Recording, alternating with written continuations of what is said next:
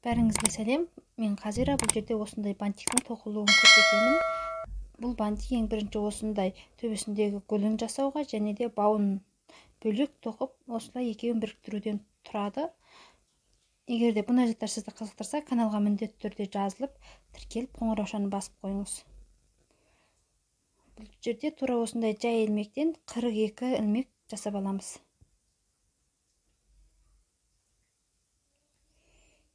Бұл жерде 42 ilmek болды. 42 ilmekті енді бастапқы екі ұшын біріктіреміз. Екі ұшын біріктірген кезде бұралып қалмауы керек. Оң беті өзімізге қарап тұру керек. Оң беті өзімізге қарап тұрғандай қылдырып жасау үшін бұл жерде оң беті өзімізге қарап тұрған жағы теріс беті. Ар жағы теріс беті, бер жағы оң беті болады. Оң бетін өзімізге қарап тұрған жерден ілген жіпті, арғы жағындағы жіпті бергі жағынан, жұмыс жібін емес, арғы жағындағы ілген жіпті бергі жағынан тартып өткіземіз. Сонда бізде оң беті дұрыс қарап келетін болады. Тағы да бір рет көрсетейін.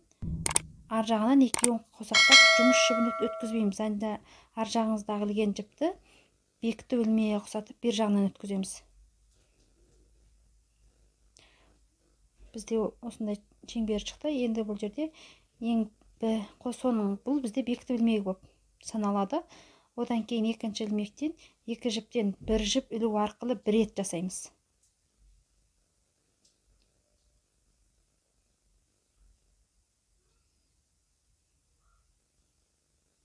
Бұл бір рет. Енді ilmek бізде 3 жіп болады. Ilmek бізде 3 жіптен бір жіпті бірақ тарту алу әдісі арқылы біз 2 рет тоқимыз. 2. Енді ilmek бізде 3 жіп, 3 жіптен 2 жіп тарту арқылы екеуінен біреу.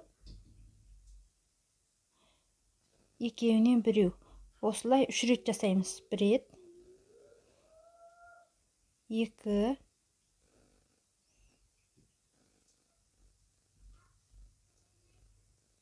мынау 3. Үшіншісі. Енді тура осылай 3 жіптен 2 жіп алу әдісі арқылы бір жерге 3 рет, бір тесікке 3 рет тоқимыз. Біріншісі кетті. Мынау екіншісі. Үшіншісі. Тура осылай бір жерге 3 рет тоқыдық. Енді бір жерге бір-бірден тура 3 жіп әдісі арқылы бір жерге бір-бірден 5 рет тоқимыз. Біреу. Екінші тесікке тура осылай 5 рет тоқимыз. 2, 3,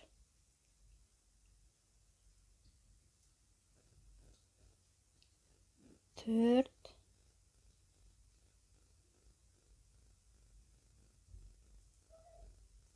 5.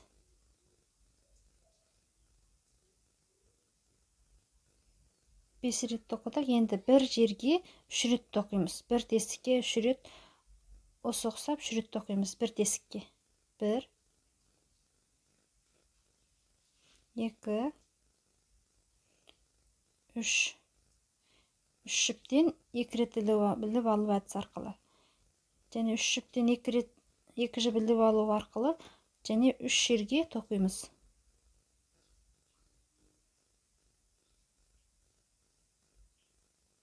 1, 2, 3.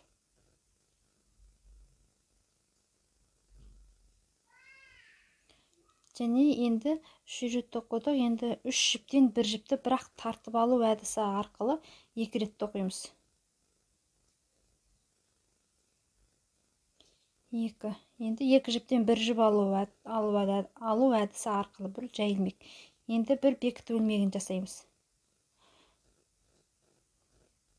Бізде міне бір жағы дайын болды. Екінші жағына да тура осылай етіп тоқимыз. Бізде ең бірінші жай ilmek 2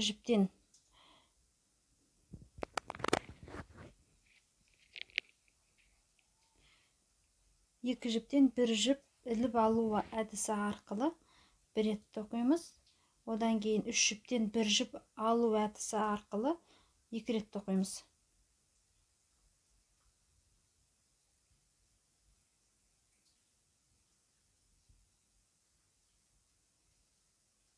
үш жіптен екі жіп алу арқылы үш жіптен бір бектік таяқша тоқу әдісі арқылы үш жерге тоқимыз.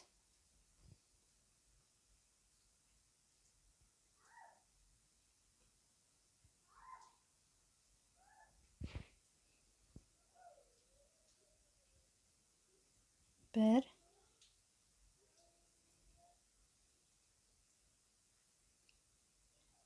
екі,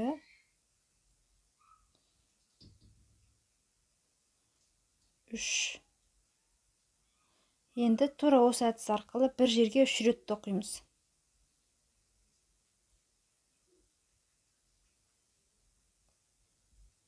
Екі, үш. Тура осы әдіс арқылы 5 рет тоқимыз, 5 жерге бір-бірден.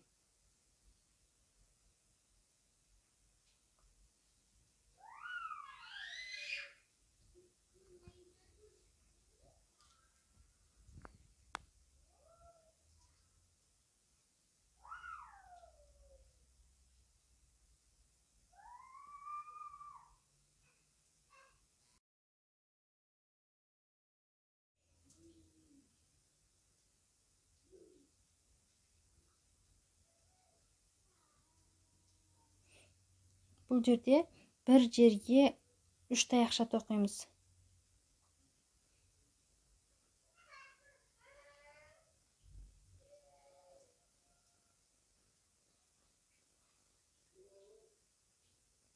Екі. Енді үшінші таяқшаны тоқып жатырмыз.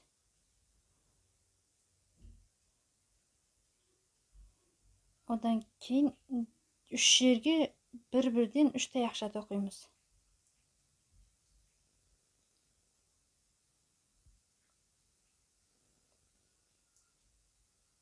Бір,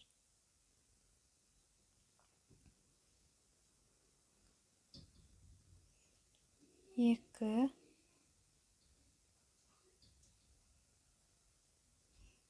үш. Енді екі жартылай таяқша тоқимыз.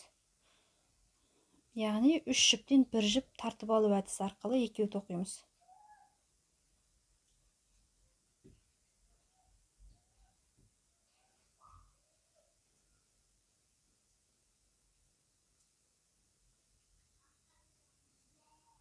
Және бір жай ілмек тоқимыз, яғни екі жіптен бір жіп алу әдісі арқылы. Және бір бекіту ілмегін жасаймыз. Бұл жерде сізде тоқып жатқан кезде, егерде бір-екі ілмек асып қалса, не жетпей қалса, онда сіздікі қате болып саналады. Және де ең соңынан екеуін қосып бекітеміз.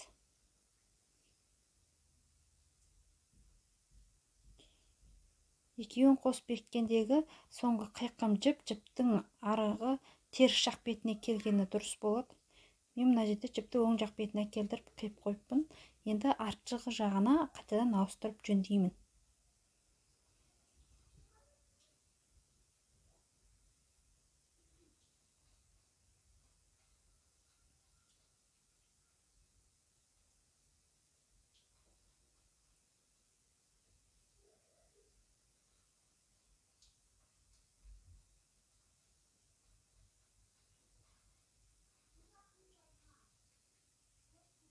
Артындағы жіптерді бір рет байлап, атылған жіпті қиып тастаймыз.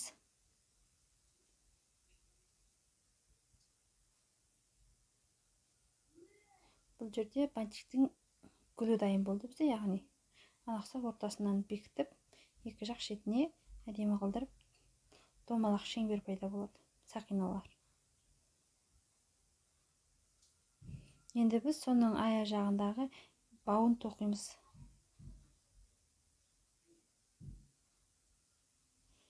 Нақса бауын тоқитын боламыз. Бұл жердегі бауды тоқу үшін тура жәнеге ұқсап, жай ілмектен 25 ілмек тоқимыз.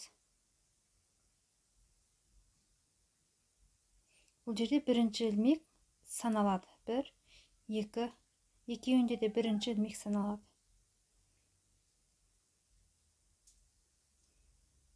Жиырма бес ілмек тоқыдық. Және де ілмек бізімізге екі жіп ораймыз. 1, 2, яғни ілмек бізде қазір бізде үш жіп болды. 3 жұп болды. 1 2 3 төртіншісіне алып кеп, төртіншісінен іліп алып, жұмыс жібімізді шығарамыз. Ілмек бізде қазір 4 жұп болды. Екеуінен біреу, яғни 3 рет алдық.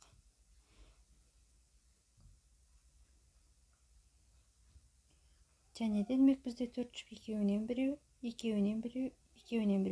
Бізде 3 рет алған таяқшадан 3 болды. Ұзындығы бірдей таяқшадан 3 жасадық. Енді біз ілмек бізге 1 жұп қана аламыз. Ілмек бізге 1 жұп қана ілгенде, ілмек бізде 3 жұп болады. Екеуінен біреу, 2 ілмек. Тура осыдан 3 рет жасаймыз. 2 және үшіншісі.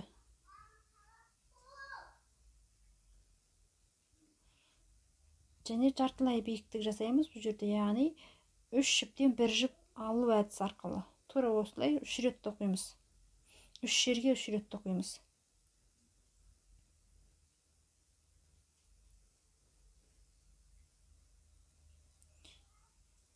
Жай ілмектен біреу, 2 жұптен 1 жұп алу әдісі арқылы 1 рет тоқимыз. Және де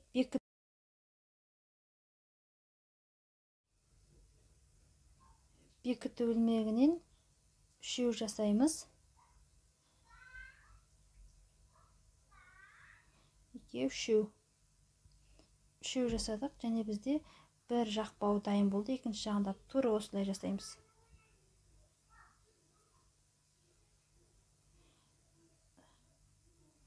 Осылай 3 жұптен 1 жұп ілу әдісі арқылы 3 рет жасаймыз. Одан кейін ілмек бізде 3 жұп іліп алу әдісі арқылы 3 рет жасаймыз. Ілмек бізде 2 жұп, тағы 1 жұп алып шығамыз, 3 жұп. Екеуінен біреу. Ілмек осылай 3 рет жасаймыз. Мынау екіншісі.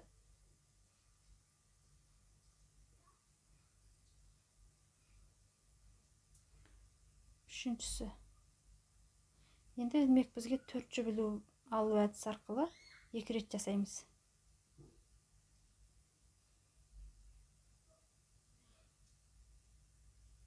1 2 3.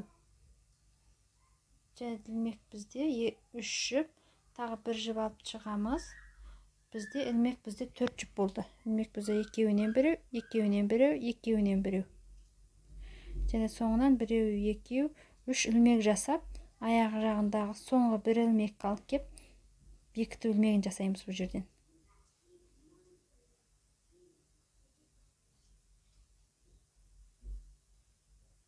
Егер де сізде мына жердегі соңғы ілмек артық болып жатса, осы жерден кемітіп, тарқатып, соңғы біреу қалған кезде, соңғы біреуін осылай іле салсаңыз болады.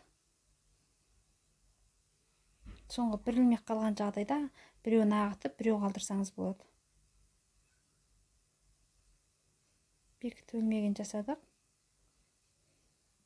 Және бұл жердегі жіпті қиып, артына алып барып байлап, біліндірмей. Қалған жіптерді жасырып, қалған қиып тастаймыз.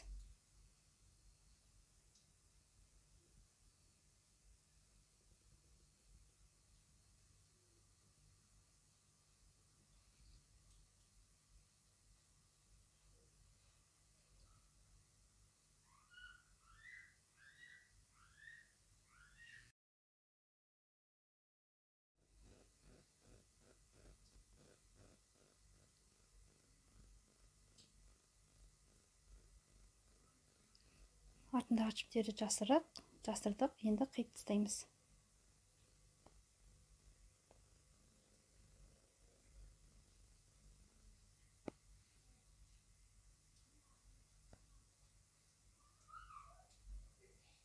Бұл жерде бізде бау дайын болды. Енді екеуін біріктіреміз.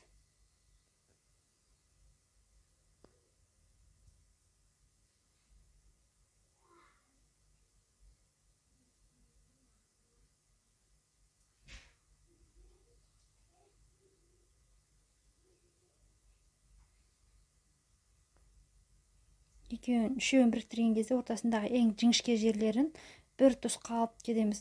Астындағы бау ретінде байлаған жіпті оның артына емес, тура соның астына 3 жіңішке жерін қатарластырып қойып, қолымызбен әдемі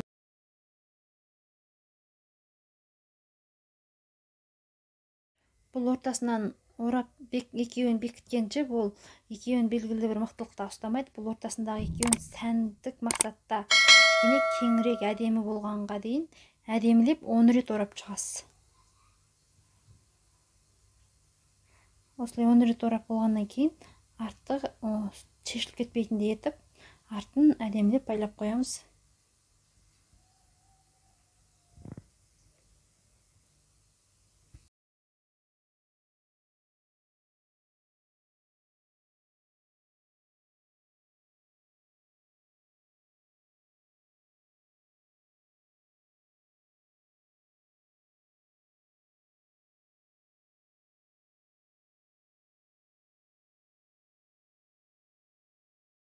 Бізде бантигіміз дайын болды. Бұны тек аяқ киімге емес, басқандай кез келген тоқылған затқа, әдемі сәндік мақсатта барлық затқа қолдануға бола береді. Енді аяқ киімге орнатамыз. Бұны орнатқан кезде ортасындағы жаңағы оралған сәндік бау, ол әдемі сән беру үшін ғана оратылған нәрсе. Ал бұл жерде бұны аяққа бекітілген кезде ана бантиктерінің бір-біріне айқасып кетпесі үшін бантиктерді екі жаққа қаратып, әдемі қылдырып, шешіліп кетпейтіндей етіп, мақтап бекітіп ораймыз. Орап тігіп қоямыз. Назарларыңызға рахмет. Ұнаған болса, маған лайк басып арқылы білдіре аласыздар. Қандай да бір түсінбеген жерлеріңіз болса, астына пікірге қалдырсаңыздар болады. Болмаса Instagram парақшам тұр, содан жазсаңыздар, жауап ала аласыздар. Басқа да тоқымаға қызығатын достарыңызбен міндетті түрде бөлісіп, каналдың дамуына өз үлестеріңізді қоса отырыңыздар. Назарларыңызға рахмет. Сау болыңыздар. Келесі бейнелерде көріскенше, мен Қазира.